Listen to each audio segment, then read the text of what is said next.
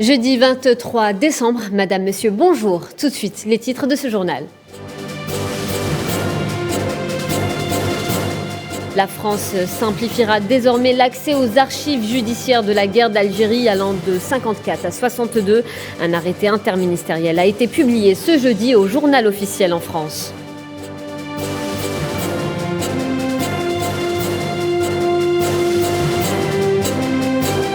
En Libye, l'annonce du report des élections présidentielles engendre plusieurs interrogations. On en parle avec notre invité qui sera en direct avec nous.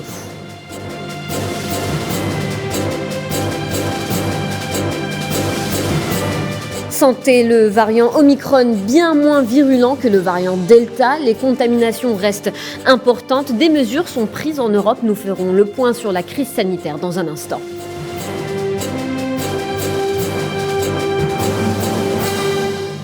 En Algérie, signature aujourd'hui de la convention relative au lancement officiel de l'interopérabilité entre les plateformes d'Algérie Post et des banques dédiées au paiement par Internet.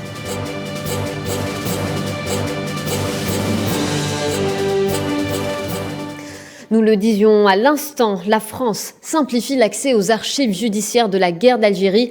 Un arrêté interministériel publié ce jeudi au Journal officiel en France ouvre les archives judiciaires françaises en relation avec la guerre d'Algérie entre 1954 et 1962, avec 15 ans d'avance sur le calendrier.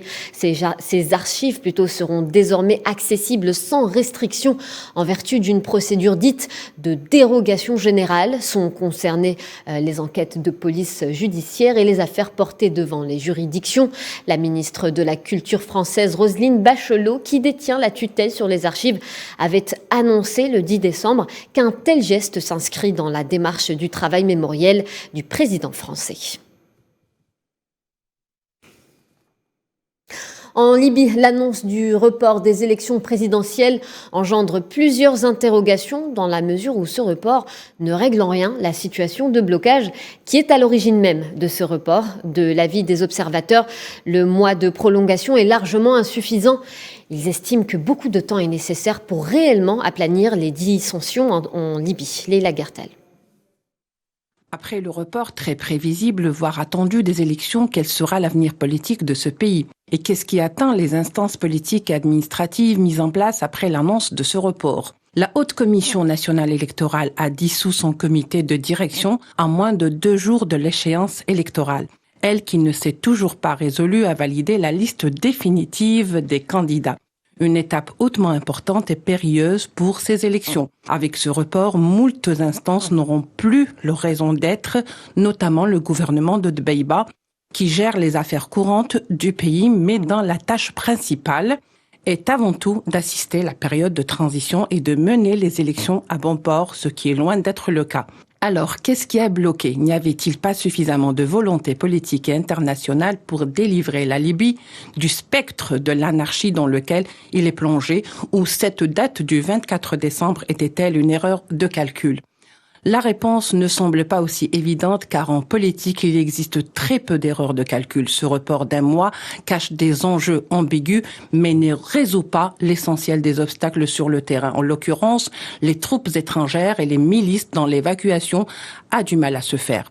Les différents acteurs locaux et étrangers poursuivent leur lobbying pour valider ou invalider certains candidats, à commencer par Saif el-Islam al-Kadhafi, dont le retour indispose fortement certaines puissances occidentales, les États-Unis à leur tête.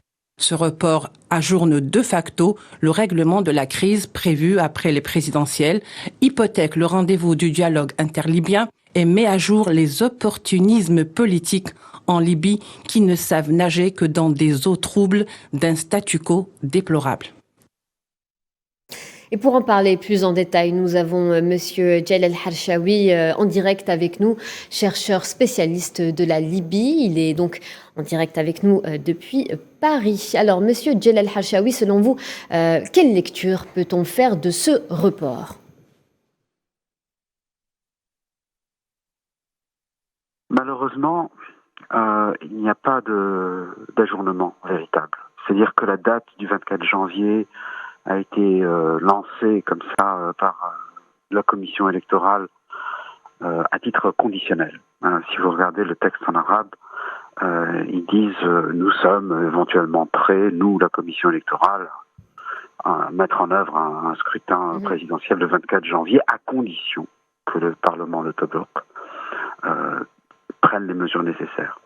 Et cette phrase est très importante, c'est-à-dire que c'est un rappel qui a été émis par la commission électorale dirigée par Ahmed Saïh, et qui rappelle que vraiment c'est le Parlement de Tobruk et plus précisément le leadership, c'est-à-dire Aguila Salah, qui ne va pas prendre les mesures nécessaires. Savent les gens de Tripoli, les gens de la commission électorale, savent pertinemment que le blocage principal, il y a d'autres blocages, mais le blocage principal, il est de nature politique, et c'est au niveau de Aguila Salah, qui est soutenu par l'Égypte, qui est soutenu par la France, tout à fait toléré par les États-Unis. Les États-Unis, c'est étrange de leur part, parce que c'est quand même eux qui ont beaucoup tenu à cette idée d'élection, et pourtant continuent d'être très indulgents par rapport aux premiers obstructeurs d'un bon cadre légal. Monsieur Jalal Hachaoui, est-ce que ce report va réellement régler la question de la difficulté à tenir ces élections? Pour l'instant, ce qu'on voit, c'est un échec, mais il n'y a pas d'ajournement, c'est-à-dire qu'on ne sait pas la date. On ne sait pas si c'est janvier, on ne sait pas si c'est le mois de juin, on ne sait pas si c'est quelque part en 2022, on ne le sait pas. Et l'ONU doit prendre beaucoup de décisions, prendre une orientation. Par exemple, que faire par rapport au gouvernement des affaires courantes dirigé par Abdelhamid Dbeibah? Est-ce qu'il faut se précipiter pour l'enlever du pouvoir et mettre un autre Premier ministre désigné? Est-ce que c'est le choix qui va être fait par l'ONU et plus précisément par les États-Unis? Je ne pense pas. Je pense qu'il va y avoir un flou de la part de Stephanie Williams qui va essayer de ressusciter le fameux comité des 75 à Genève qui ont donné naissance au gouvernement. On a comme l'impression que la communauté internationale n'a pas réellement fait preuve de bonne volonté en fixant la date du 24 décembre, sachant pertinemment que toutes les conditions ne sont pas réunies pour ces présidentielles. Qu'en pensez-vous ? Donc il y a une ambiguïté malheureusement qui est très probable selon moi de la part de la communauté internationale qui va faire qu'on va avoir droit à plusieurs mois d'incertitude totale et en sachant que la situation sur le terrain à Tripoli est très tendue, mais il faut vraiment être conscient qu'il y a une dichotomie et une fragmentation de l'ensemble de la Tripolitaine et il ne faut pas oublier que les Turcs sont militairement présents et ils sont complètement du côté du Premier ministre de Dbeibah. Vous voyez, la situation est extrêmement incertaine, très incertaine, avec un retour vers des choses très dangereuses comme la polarisation, la fragmentation et peut-être un retour. Merci Monsieur Jalal Hachaoui. Je le rappelle, vous êtes spécialiste de la Libye et vous étiez en direct avec nous depuis Paris. De nouvelles attaques contre des positions des forces d'occupation marocaines ont été menées par les unités de l'armée populaire de libération sahraoui dans différents points du mur de la Honde. Selon le communiqué rapporté par l'agence de presse sahraoui, les unités de l'APLS ont mené des attaques ciblant des retranchements des forces d'occupation marocaines dans les régions de Laqed et Sabrat Nouched et Dekna.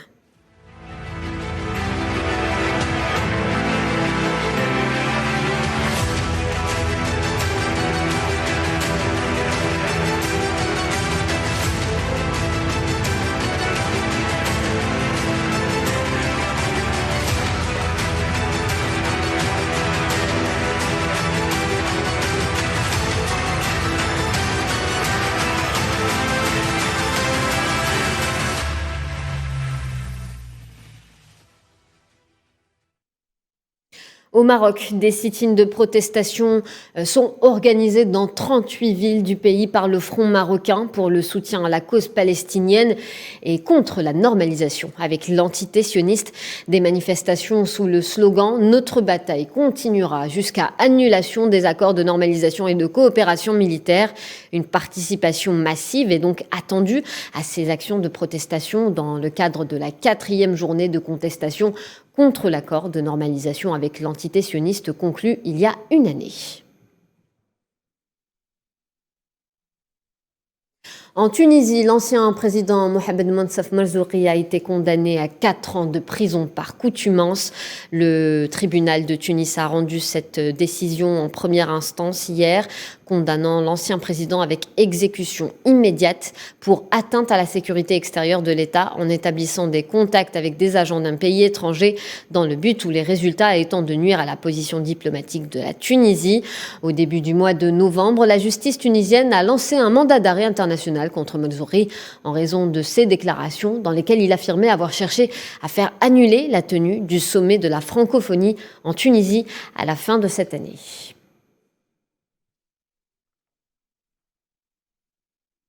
En Guinée, l'ancien président de transition Moussa Dadis Camara est retourné au pays après s'être exilé au Burkina Faso depuis 11 ans.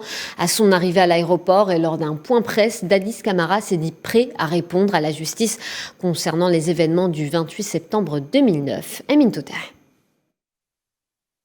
Première apparition depuis plus d'une décennie d'exil. Moussa Dadis Camara retourne en Guinée. Et à peine arrivé, l'ancien président de la transition s'est montré coopérant envers la justice concernant l'affaire des événements du 28 septembre 2009. À dire ma part de vérité dans ce dossier du 28 septembre et prêt à me mettre à la disposition de la justice. Camara et d'autres officiers sont suspectés dans ces faits lorsque les forces de sécurité ont ciblé des manifestants rassemblés au stade de la capitale et protestant contre son intention de briguer un nouveau mandat présidentiel. Pour rappel, Moussa Dadis Camara a quitté la Guinée à la fin 2009 après avoir été victime d'une tentative d'assassinat. L'ancien chef de l'État a été conduit au Burkina Faso où il vit depuis plus de 10 ans. Après son départ, le pays a connu des élections générales qui ont propulsé Alpha Condé au pouvoir de 2010 jusqu'en 2021. Et pendant que les tensions montent en Europe orientale entre la Russie et l'Union européenne soutenue par l'OTAN, Paris continue de perdre du terrain à vue d'œil sur la rive sud de la Méditerranée et dans la zone sahélienne, en Centrafrique, en Libye et surtout au Mali. La diplomatie française est en perte nette de vitesse, confrontée à une gronde populaire plus que jamais en mouvement. Sofiane Baroudi.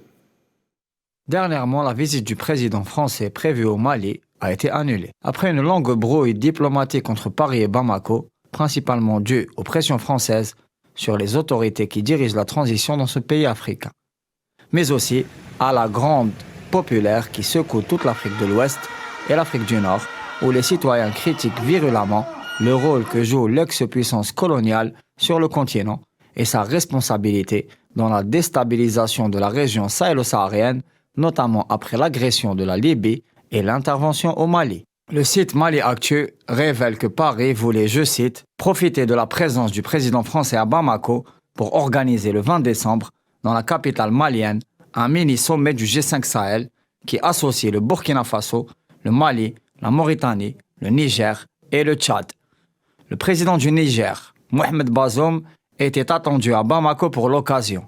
Ce sommet aurait dû permettre d'associer aux discussions des représentants de la communauté économique des États d'Afrique de l'Ouest, CEDEAO, avec laquelle les autorités de la transition entretiennent une relation pour le moins tendue. Ce rendez-vous annulé est aussi à mettre en écho avec les nombreuses protestations populaires contre la présence française au Mali, et surtout au Burkina Faso et au Niger, où un convoi militaire important lié au dispositif Barkhane a vu une opposition farouche de la population qui s'est interposée lors de son passage. Pour rappel, la zone des 3 frontières est extrêmement fragilisée et en proie récurrente à des attaques terroristes. Enfin, si Bamako peut compter sur le soutien déterminé du voisin du Nord dans la perspective de paix et de stabilité consacrée par les accords d'Alger, Paris, pour sa part, craint que des acteurs géopolitiques concurrents comme la Russie, la Chine ou encore la Turquie se rapprochent des gouvernements africains en place et gagnent le cœur de la population qui crie à chaque occasion son ras-le-bol de la politique néocoloniale française en Afrique. Au Madagascar, 85 morts, dont 5 enfants dans le naufrage du Francia. Le bateau transportait 130 passagers. Ils étaient entassés sur une embarcadère en bois. L'autorité portuaire, maritime et fluviale affirme que ce trajet était exceptionnel sur cette esquive précaire. Ce jeudi 23 novembre a été déclaré jour de deuil national sur toute l'île en hommage aux victimes du naufrage. Et en Cisjordanie occupée, un Palestinien a été abattu par des soldats sionistes. Le meurtre a eu lieu dans un camp de réfugiés de Ramallah. L'armée l'accuse d'avoir ouvert le feu sur un véhicule de soldats sionistes. Plus de 475 000 colons sionistes habitent aujourd'hui en Cisjordanie, territoire où résident 2 800 000 Palestiniens.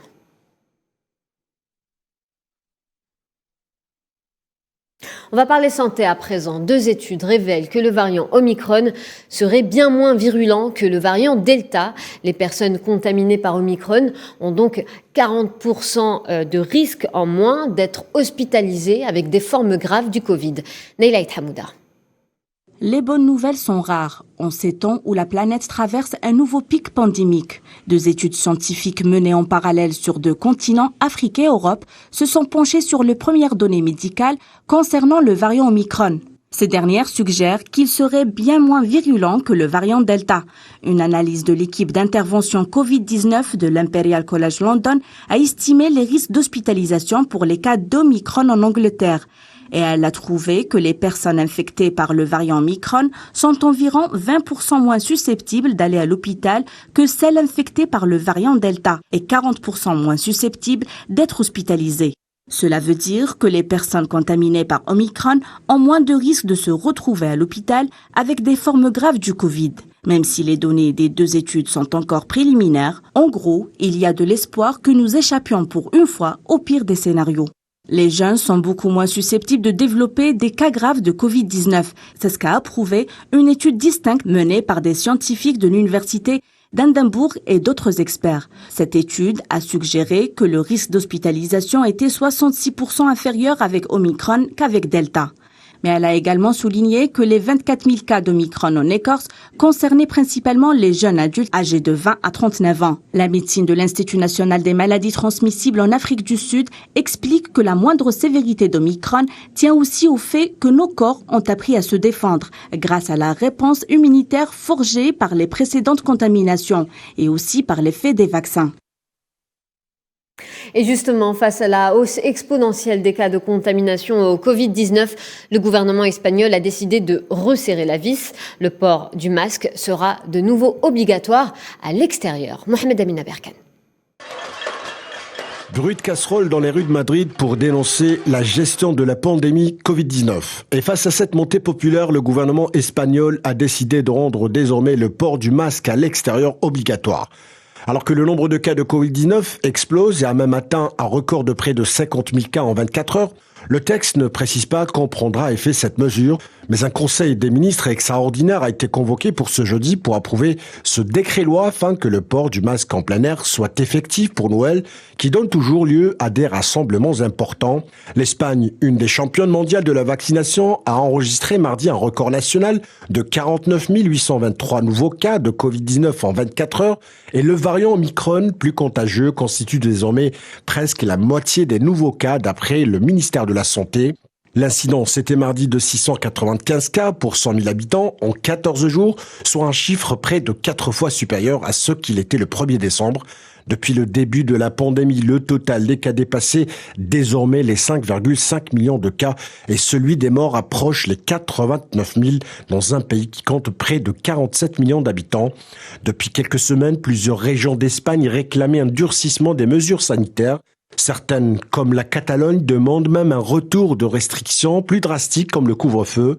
L'Espagne figure parmi les pays qui vaccinent le plus avec 89,7% des plus de 12 ans totalement vaccinés. Le pays a aussi été parmi les premiers en Europe à lancer cette fin d'année la vaccination des 5 ans. Au Canada, 6 membres de l'entourage professionnel du Premier ministre Justin Trudeau ont été touchés par la Covid-19. Trudeau précise lors d'une conférence de presse virtuelle qu'il n'a pas été infecté. Il a également annoncé l'élargissement de l'accès à la prestation canadienne aux travailleurs en cas de confinement. En plus de l'entourage du Premier ministre fédéral, c'est la chef de la diplomatie canadienne, Mélanie Joly, qui avait annoncé mardi s'être placée en isolement après avoir été testée positive à la Covid-19.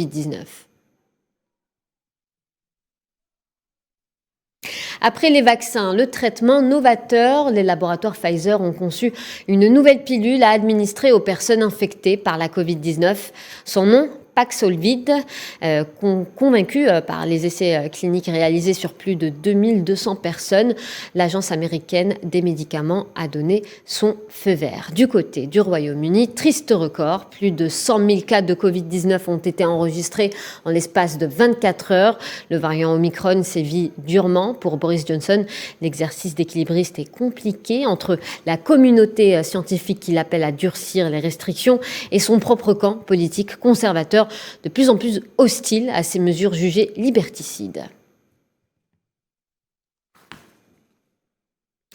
Et puis un homme a été arrêté en Belgique. Il s'apprêtait à recevoir sa 9e dose contre la Covid-19.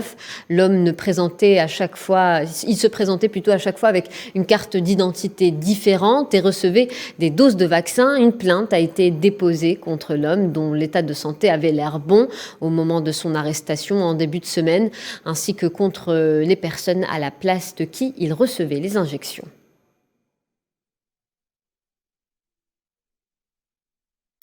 La crise sanitaire n'aura pas fini d'impacter les grands rendez-vous économiques dans le monde. C'est le Consumer Electronics Show à Las Vegas aux États-Unis qui s'en voit impacté. Plusieurs grandes entreprises et chefs d'entreprise ont annoncé réduire, voire annuler leur présence en raison du variant Omicron. Imen Merad. Consumer Electronics Show, le plus important rendez-vous de l'électronique et des technologies de Las Vegas, devait faire son grand retour en présentiel en janvier 2022. Cependant, plusieurs grandes entreprises et chefs d'entreprise ont annoncé réduire, voire annuler leur présence en raison du variant Omicron. 2 jours réservés aux médias devraient précéder sa tenue le 5 et le 8 janvier prochain. Des entreprises telles que la société mère de Facebook, Meta, Amazon, T-Mobile et Twitter se sont officiellement retirés du salon. Le géant de la technologie TechCrunch a également décidé de ne pas y participer. Des retraits qui suscitent le doute sur la tenue effective de l'événement de l'année. Sur le site du Consumer Electronics Show, les organisateurs insistent sur les conditions de participation au salon. Preuve de vaccination Covid-19 requise. Votre santé et votre sécurité sont importantes pour nous. Seules les personnes entièrement vaccinées contre le Covid-19 pourront participer en personne au Consumer Electronics Show 2022 à Las Vegas.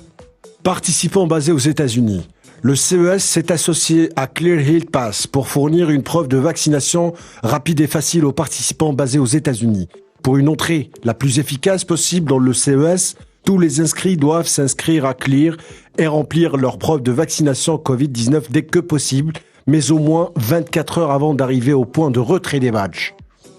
Pour rappel, le Forum économique mondial qui devait se tenir du 17 au 21 janvier à Davos en Suisse a quant à lui été reporté selon les organisateurs à titre préventif. Le virtuel planera-t-il une nouvelle fois sur le Consumer Electronics Show? Rien n'est encore annoncé.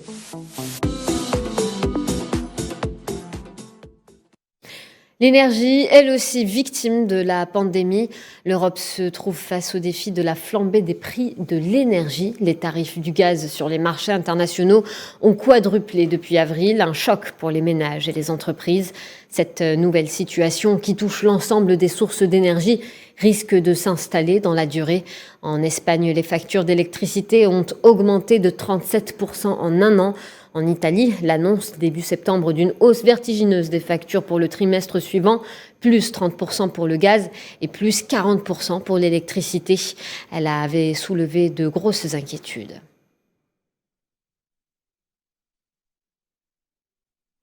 Russie, le président Vladimir Poutine en conférence de presse ce jeudi pour parler Ukraine, Covid-19 et répression. Une conférence particulièrement attendue alors que les tensions sont grandes entre la Russie et les Occidentaux. Lors de cette intervention annuelle, le président sera également attendu sur la répression de l'opposition russe depuis un an, en particulier sur le dossier Alexei Navalny. La crise sanitaire donc et les difficultés économiques seront aussi abordées. Nous reviendrons sur cette conférence dans nos prochaines éditions.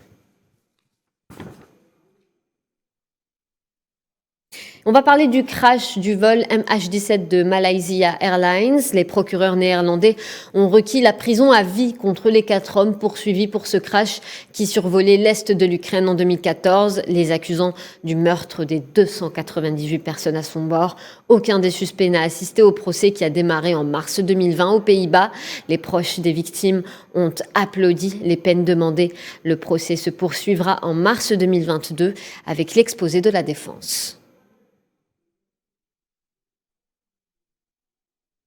La Commission européenne a lancé ce mercredi une procédure d'infraction contre la Pologne. Cette décision intervient à la suite d'arrêts du tribunal constitutionnel polonais contestant la primauté du droit européen. La décision a aussitôt été fustigée par Varsovie. Les détails avec Souhila Akilal. Le torchon brûle entre l'Union européenne et la Pologne. Ce 22 décembre, une procédure d'infraction a été lancée par la Commission européenne à l'encontre de la Pologne à la suite d'arrêts rendus en octobre dernier par le tribunal constitutionnel polonais. Arrêt qui conteste la primauté du droit européen et l'autorité de la Cour de justice de l'Union européenne. Nous considérons que cette jurisprudence a violé les principes généraux d'autonomie, de primauté, d'efficacité et d'application uniforme du droit de l'Union et les arrêtés contraignants de la Cour de justice. Nous considérons également que le tribunal constitutionnel ne répond plus aux exigences d'un tribunal indépendant et impartial établi par la loi. Un courrier a été adressé au gouvernement polonais qui a 2 mois pour répondre. La procédure d'infraction peut conduire à une saisine de la Cour de justice de l'Union européenne et peut aller jusqu'à des sanctions financières. Le Premier ministre polonais Mateusz Morawiecki a lui dénoncé la tendance au développement du centralisme démocratique de Bruxelles qui progresse, mais dit-il, il faut y mettre un terme. Il a par ailleurs assuré que le tribunal constitutionnel polonais répondait à toutes les exigences d'indépendance. La Pologne a déjà été condamnée par la justice européenne le 27 octobre dernier à 1 million d'euros par jour pour faire cesser le fonctionnement de la controversée chambre disciplinaire de la Cour suprême. Pendant ce temps, la population polonaise organise des manifestations pour exprimer son inquiétude vis-à-vis de cette situation et son refus d'un éventuel Polexit. L'ex-président américain Donald Trump tiendra une conférence de presse 1 an après l'assaut du Capitole. Il s'exprimera le 6 janvier, jour du premier anniversaire de l'assaut mené contre le Capitole par ses partisans, alors qu'il continue de déclarer que l'élection présidentielle lui a été volée. Dans un communiqué, le milliardaire républicain a maintenu ses critiques contre la commission parlementaire chargée de l'enquête sur cette attaque en l'accusant d'être extrêmement biaisée. Il multiplie les recours en justice, pour le moment infructueux.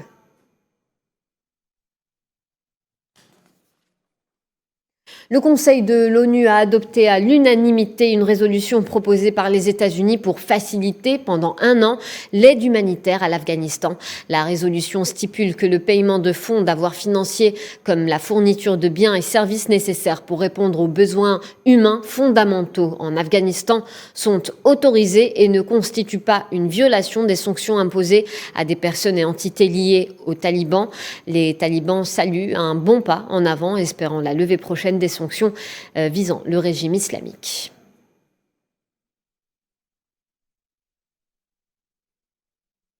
Nous le disions tout à l'heure, signature donc de la convention relative au lancement officiel de l'interopérabilité entre les plateformes d'Algérie Post et des banques dédiées au paiement par Internet, un événement qui a été organisé au Centre international des conférences, CIC. Le Premier ministre et ministre des Finances, Ayman Ben Abdelrahman, a indiqué que le paiement par Internet a connu une évolution encourageante, sachant qu'il est passé de 3,3 millions d'opérations en 2020 à plus de 6,3 millions d'opérations en 2021. On écoute à ce propos le Premier ministre.